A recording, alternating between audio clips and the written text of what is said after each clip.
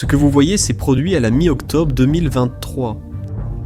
Ce sont des images réelles d'un hélicoptère russe en flammes.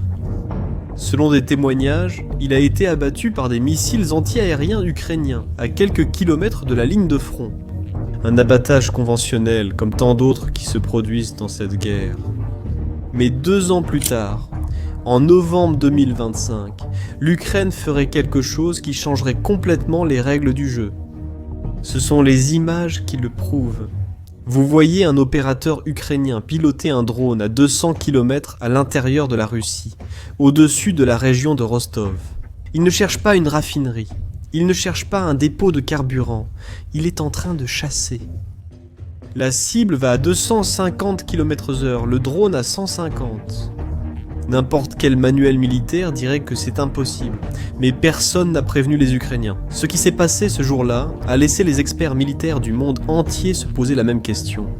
Comment diable ont-ils réussi à faire ça ? Voici, 22 novembre 2025. Les forces des opérations spéciales de l'Ukraine publient un communiqué sur Telegram qui laissera la Russie sous le choc. Ils ont dit: nous changeons les règles du jeu. Maintenant, c'est nous qui chassons. Pour la première fois, un hélicoptère Mi-8 russe a été abattu en vol par un drone d'attaque en profondeur.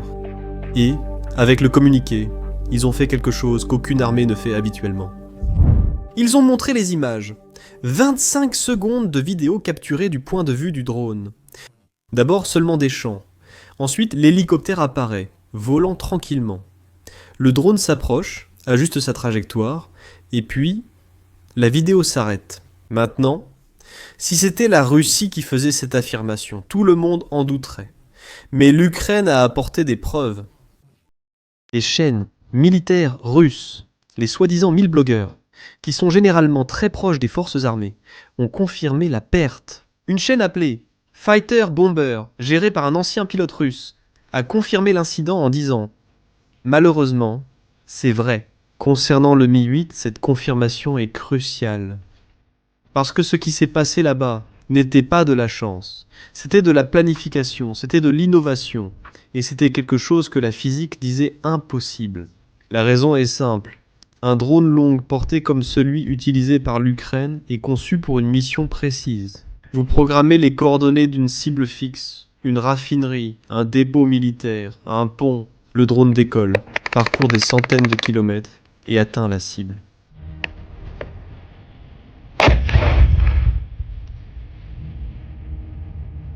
Mais un hélicoptère, c'est très différent. Le Mi-8 ne reste pas immobile. Il se déplace à 250 km/h. Il peut effectuer des manœuvres. Et le pilote peut voir les menaces s'approcher. Maintenant, regarde de l'autre côté de l'équation. Le drone que l'Ukraine a utilisé vole à environ 150 km/h. Il est plus lent, beaucoup plus lent. Logiquement, un prédateur lent ne peut pas chasser une proie rapide. C'est la même raison pour laquelle une tortue ne chasse pas les lapins. Mais il y a autre chose. Il y a la distance. Nous parlons de 200 km à l'intérieur du territoire russe. À cette profondeur, la Russie dispose de systèmes de défense aérienne, de radars et de patrouilles constantes. Cette zone devrait être totalement sûre pour les opérations russes. Pendant plus de 100 ans de guerre aérienne, une chose a toujours été vraie. L'arrière profond est un sanctuaire. C'est là que vous gardez vos fournitures, que vos pilotes se reposent, où vous opérez en toute liberté. Personne ne s'attendait à ce qu'un drone lent puisse menacer cette zone, encore moins abattre un hélicoptère en mouvement. Alors, vient la question troublante. Comment ont-ils fait cela ?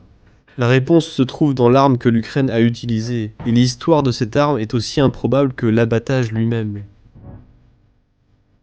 Les spécialistes indiquent que le drone utilisé était le FP-1, fabriqué par une entreprise appelée Firepoint.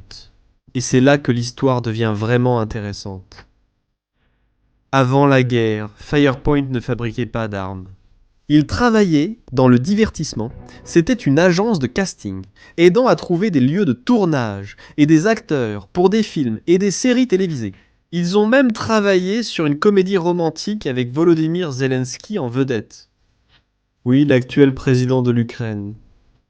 Lorsque la Russie a envahi en février 2022, cette équipe de production cinématographique a pris une décision radicale. En 48 heures, ils ont complètement réorienté leurs opérations. Ils sont passés du casting d'acteurs à la fabrication de drones de combat. Et nous ne parlons pas de drones sophistiqués fabriqués dans des usines ultra technologiques. Bien au contraire, le FP, un aide construit avec des matériaux que vous trouveriez dans un magasin de bricolage et dans des magasins de loisirs créatifs.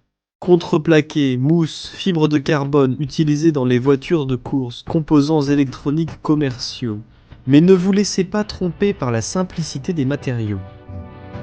Le FP1 est une machine impressionnante. Doté d'un moteur 2 cylindres, il atteint une autonomie de 1600 km. Il peut transporter une ogive de 50 à 60 kg. Et voici le secret. Il dispose de 2 modes de guidage. Le premier est le système de positionnement global et la navigation inertielle. Comme tout drone à longue portée, vous programmez les coordonnées et il s'y rend. Mais la deuxième forme de guidage, c'est ce qui rend le FP un spécial. Il a une liaison satellite Starlink. Cela signifie qu'un opérateur peut voir à travers la caméra du drone en temps réel et le contrôler manuellement, même à des centaines de kilomètres de distance. Et il y a plus, lors des 500 derniers mètres du vol. Le FP peut activer un système de vision par ordinateur. Je parle d'intelligence artificielle capable de reconnaître des formes et objets. Même si tous les signaux sont coupés, l'ordinateur de bord a déjà mémorisé la forme de la cible et continue la poursuite tout seul. L'Ukraine produit environ 100 de ces unités par jour, 3000 par mois, et chacune ne coûte que 55 000 $. Garde cette information en tête, elle sera bientôt utile. Pourquoi ? Nous n'avons pas encore répondu à la question. Après tout, comment quelque chose de lent a-t-il attrapé quelque chose de rapide ? La réponse, ne réside pas seulement dans la technologie, elle réside dans la tactique. Et cette tactique était brillante. Dans la nuit du 21 au 22 novembre, l'Ukraine n'a pas lancé qu'un seul drone. Ils en ont lancé des dizaines, peut-être des centaines. Beaucoup de ces drones étaient des leurs, des modèles moins chers, programmés pour voler directement vers des raffineries, des bases militaires et des dépôts de carburant. Dans plusieurs régions de la Russie, les radars russes ont détecté ce déluge de drones. Le chaos s'est installé, les systèmes de défense aérienne ont été activés. Et la Russie a fait exactement ce que l'Ukraine attendait. Elle a envoyé des hélicoptères Mi-8 pour intercepter les drones. C'est devenu une tactique standard russe. Utiliser des hélicoptères équipés de mitrailleuses pour chasser les drones visuellement, économisant ainsi des missiles anti-aériens coûteux. Mais voici l'astuce. Parmi les leurs, il y avait les chasseurs, des drones FP1, équipés de liaisons satellites et de caméras, pilotés par des opérateurs des forces spéciales. Ces drones ne suivaient pas de trajectoire programmée, ils attendaient. Les militaires appellent cela le loitering, c'est-à-dire attendre que les hélicoptères russes montent pour chasser les leurs. Lorsque le Mi-8 a décollé de sa base pour intercepter les drones, il est devenu la cible. L'opérateur ukrainien, voyant à travers la caméra du FP via satellite, a manœuvré le drone vers une position d'embuscade, probablement depuis une altitude supérieure ou sous un angle latéral. Et alors, la poursuite a commencé. Maintenant, vous pouvez penser, mais l'hélicoptère n'est-il pas plus rapide ? Oui, il l'est, mais la vitesse n'est pas tout. Le pilote du Mi-8, concentré sur la traque de petites drones à basse altitude, ne s'attendait pas à devenir la cible. Lorsqu'il a enfin aperçu le FP1, s'il l'a vraiment vu, il était déjà trop tard. Et c'est là qu'entre en jeu un autre facteur. L'hélicoptère était équipé d'un système de guerre électronique appelé Multika. Ce système a été conçu pour brouiller les signaux radio des drones ukrainiens. Ces petits drones à vue à la première personne que l'Ukraine utilise abondamment sur le champ de bataille. Afrique du Sud. Le Multik fonctionne très bien contre ces drones, car ils utilisent des fréquences radio standards. Mais le FP1 est différent. Il utilise la liaison satellite Starlink, c'est-à-dire que le signal ne va pas horizontalement vers un opérateur au sol. Il va verticalement vers un satellite dans l'espace. Le brouilleur de l'hélicoptère, qui émet des signaux sur les côtés, n'arrive pas à bloquer efficacement un faisceau étroit pointé vers le haut. Et même s'il y arrivait, même s'il coupait complètement le signal, il y a ce système de vision par ordinateur. Sur les 500 derniers mètres, l'intelligence artificielle prend le relais. L'ordinateur a déjà scanné la forme de l'hélicoptère. Il a déjà calculé sa vitesse et sa trajectoire. Et à 200 km/h, 500 mètres sont parcourus en 9 secondes. Moins de 10 secondes avant l'impact. Le pilote n'a même pas eu le temps de réagir. L'explosion, avec 50 kg d'explosifs à haute fragmentation, a été dévastatrice. Il a sans doute touché le rotor de queue ou les moteurs. Le Mi-8 s'est écrasé, tous à bord sont morts. Et maintenant, parlons des chiffres, car les chiffres de cette opération changent tout. Un hélicoptère Mi-8 coûte 15 millions de dollars, et cela sans compter la formation de l'équipage, qui prend des années. Sans parler des armes et de l'équipement à bord, un atout militaire extrêmement précieux. Le drone FP-1 qui l'a détruit. 55 000 dollars.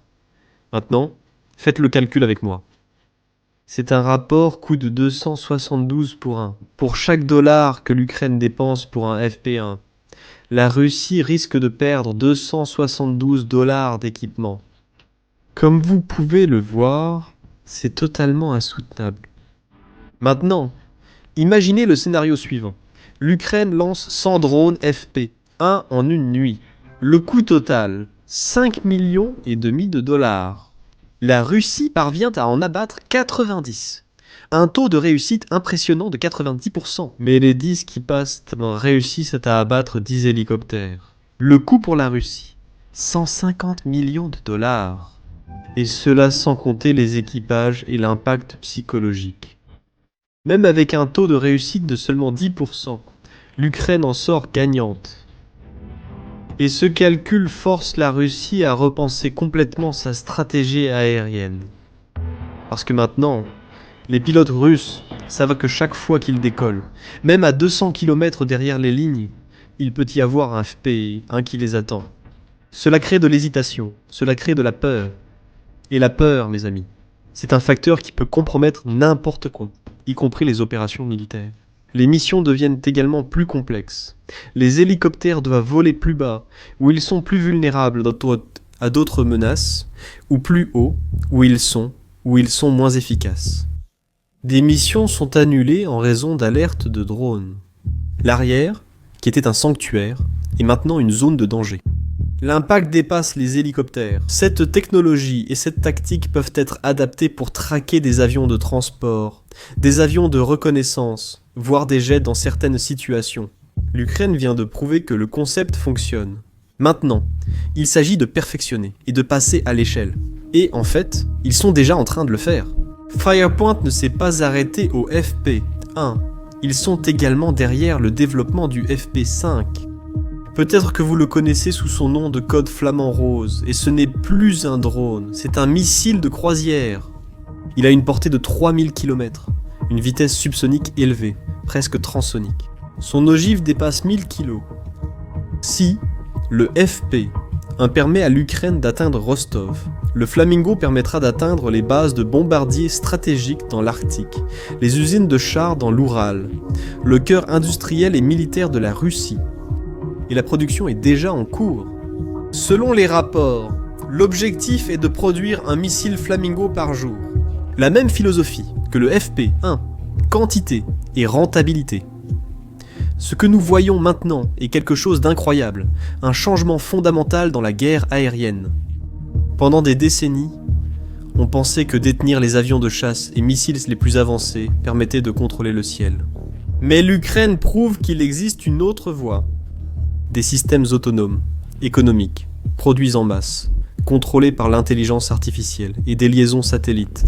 Vous n'avez plus besoin d'un chasseur de 6e génération à 100 millions de dollars pour contester la supériorité aérienne, il vous faut des milliers de drones intelligents à 50 000 dollars. Et quand la Russie en détruit un, vous en avez déjà fabriqué 3 nouveaux. Le Pentagone d'ailleurs y prête attention, le programme réplicateur des États-Unis, qui vise à produire des milliers de systèmes autonomes pour faire face à la Chine, est une réponse directe aux leçons tirées de l'Ukraine. L'OTAN est en train de réécrire ses doctrines de défense aérienne. Parce que le ciel n'appartient plus seulement aux avions de chasse et aux hélicoptères, il appartient aussi aux drones. Et tandis que les analystes militaires du monde entier étudient ce qui s'est passé ce jour-là, une chose est certaine. Le 22 novembre 2025 a été le jour où la guerre aérienne a changé pour toujours. Le jour où un drone lent en contreplaqué, contrôlé par un opérateur à des centaines de kilomètres de distance, a prouvé que l'intelligence et la stratégie peuvent l'emporter sur la vitesse et la puissance de feu brut. L'arrière sécurisé n'existe plus. Et la Russie l'apprend de la manière la plus difficile. Dis-moi une chose maintenant. Tu penses qu'à l'avenir, la guerre sera dominée par des drones bon marché et intelligents, ou qu'il y aura encore de la place pour des chasseurs et des hélicoptères pilotés coûteux? Laisse ton avis dans les commentaires. Si ce contenu t'a apporté de la valeur, partage-le avec quelqu'un qui s'intéresse à la stratégie militaire et à la technologie. Et abonne-toi à la chaîne pour ne pas manquer les prochaines vidéos. À la prochaine.